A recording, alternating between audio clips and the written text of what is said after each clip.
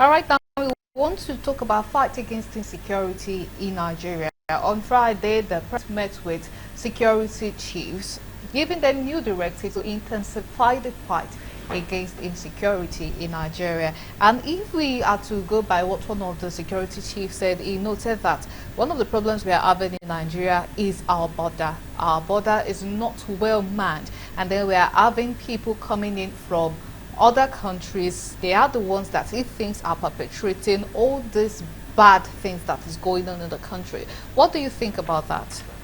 That is not a new conversation. I mean, we have been having porous border, and everybody knows. As you have not, you are not familiar with, So saying that is not new. This is what we've been saying for the past 30 years. We have porous border. When the petroleum is being smuggled outside Nigeria, it's because of the porous border.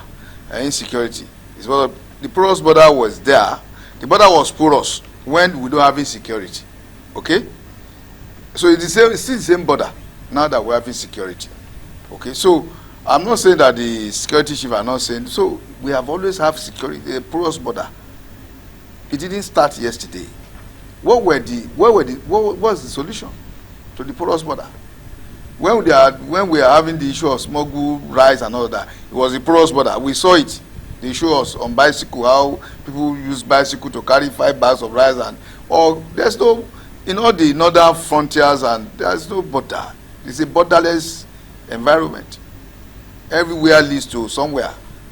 So we have always have that. It didn't start yesterday. So what is the solution? Okay? So are we going to now address this porous border issue once and for all, so that in 5 years' time, we are not still talking about the same thing we've been talking about for the past 30, 20 years? That okay? Is correct. That is it. So if we look at states like Zamfara State, they have bandits collecting tax from people. So the people already, in a way, probably see these bandits as their governors. They are the ones that they are answering to. They are the ones in charge of this neighborhood. How could something like this be happening in a state where there is a governor, and then everyone all around Nigeria who has access to a mobile phone or internet or newspaper is seeing these things being reported about the situation in Zamfara State, and then we've still not seen the federal government take any decisive step towards this thing that is happening? What do we need to do for these type of scenarios? Well, we will have that. It's not. I don't think it's only in Zamfara State. I think it happened in Borno State too. Yes. And the governors are the chief security officers of their states.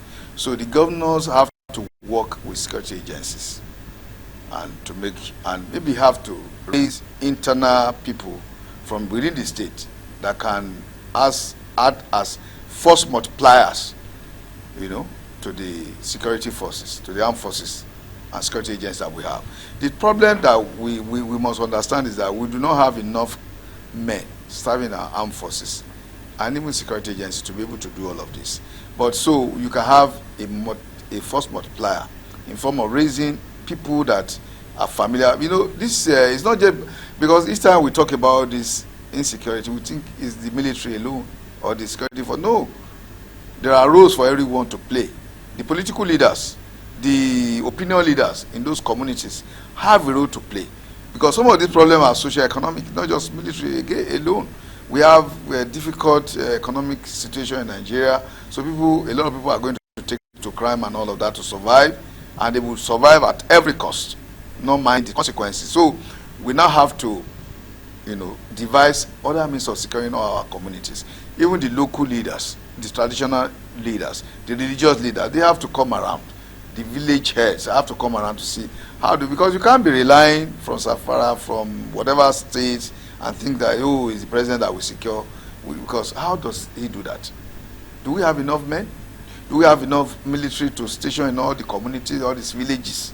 Do you know how many villages we have from 36 states so it might be difficult to do, but if those communities, there are ways that these communities have been secured in the past. We need to go back to them.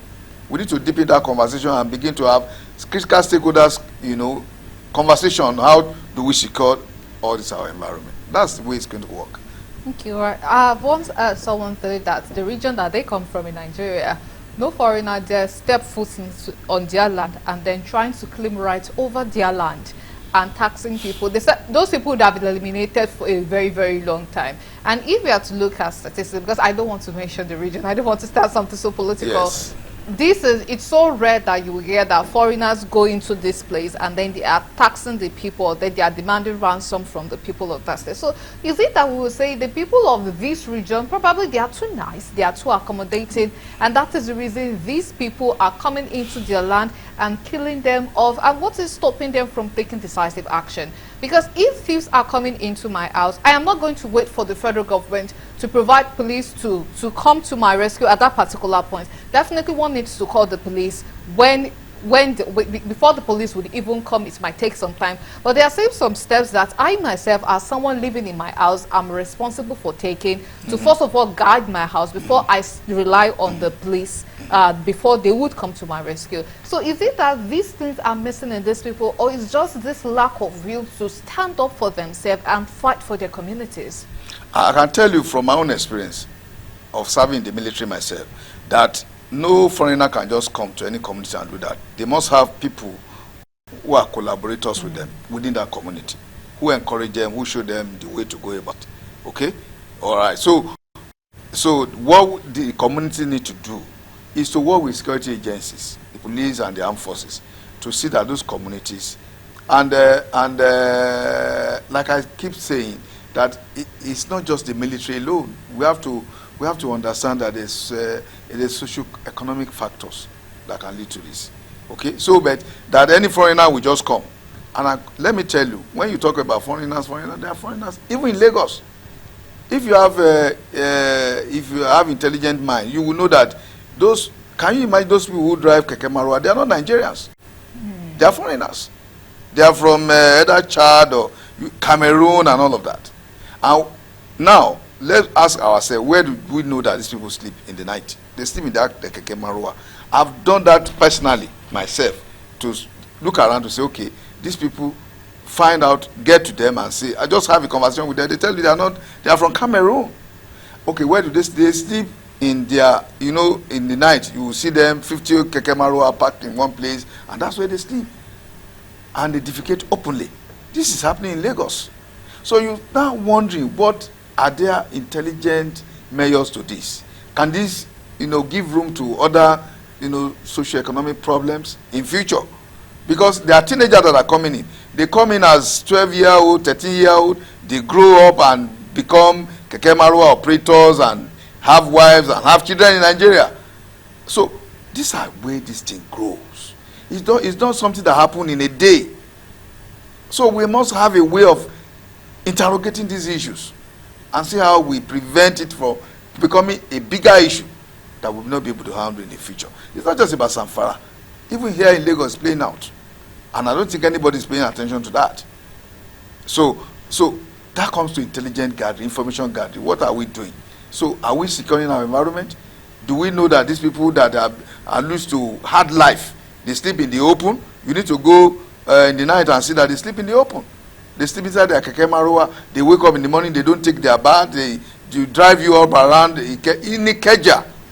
I want the security agents to find out, to go and research into all of this. So it's not just Zamfara.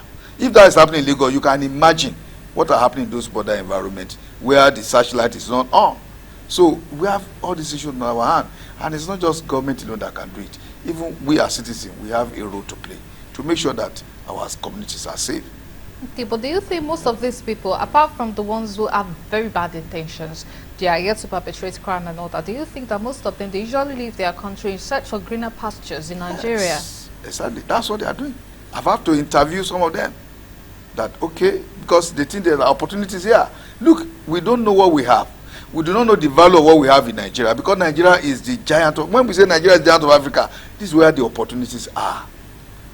In the sub-region, at least let's talk about the West African sub-region. Let's not even talking about the Africa, as a whole. Let's talk about the sub-region. You see, the Cotonou, I've been there. Have you seen to Ghana, to everywhere? There was a time, Ghana, the story of Ghana must go. That is almost all of them came here. Some of them educated, but no opportunity there, they came here to survive. It's only when the economy get better, they went back. So that is Nigeria is the big elephant in the room, is the West African sub-region, where everybody thinks, oh, there are opportunities here. Just like we also, Nigerians want to go to the US, they want to go to Canada. The same thing, these sub-region communities, they want to come to Nigeria because they think this is where the opportunity, because of our population, because of the opportunities, because you can come to Nigeria and you have something to do immediately.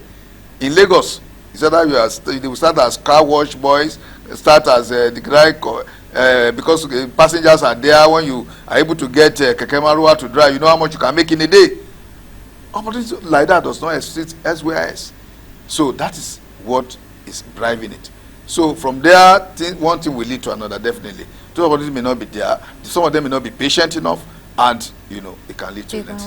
So I don't know. This is a moral dilemma, because I want to ask that, is it that we would have to encourage our immigration services to have to make sure everyone that is staying in Nigeria is staying legally, and then they should chase back these people who are here illegally back to their country? No, I think there's an ESCOA protocol that says that you can stay for 90 days in any country in West Africa, whether you don't need to have a visa, you don't need to have any paper. You are allowed, because we want to make, with West African sub-region, just like I can wake up today and go to Ghana and stay there for 90 days without and come back. So all of that. But the immigration and the whatever agencies have to be able to interrogate that and see how that works, in the interest of our security and safety. Yes.